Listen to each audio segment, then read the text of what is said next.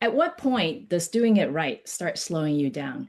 Rigor builds quality, it protects standards, it strengthens thinking. But in leadership, there's a moment when more analysis stops strengthening the decision. John Flygare, head of large molecule and ADC innovation at Eli Lilly. Hi, John. Hey, Cindy, happy to be here.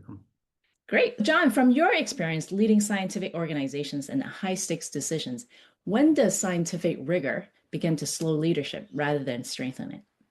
Cindy, that's a great question because I've managed a lot of teams, and these teams are really invested in moving these projects forward, and they want to make an impact and they want to make the best compound.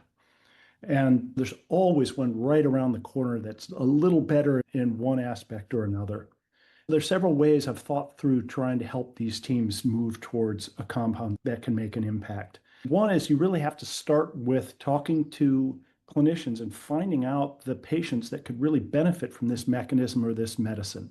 Then working with them to define what it is you need in a compound that can make that difference in the clinic.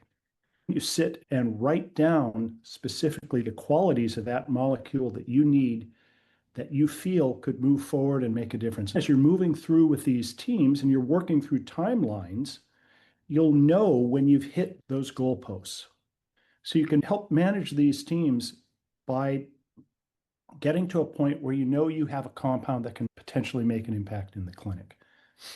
Another aspect to this also is that you can also emphasize to the team that you always have compounds coming after. You move forward with one, hopefully getting that into the clinic, but you're always thinking through what could be a liability to that program. You work through with the backup programs to try to take and have waves of compounds coming through that could potentially solve those issues.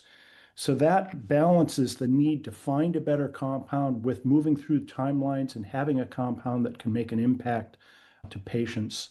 That's what I've found really helps when I'm working through with really high functioning teams.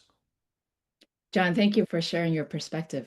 Rigor builds credibility. Leadership requires movement. The difference is knowing when to move. Follow this channel for more discussions on clarity and high stakes decisions. Thank you.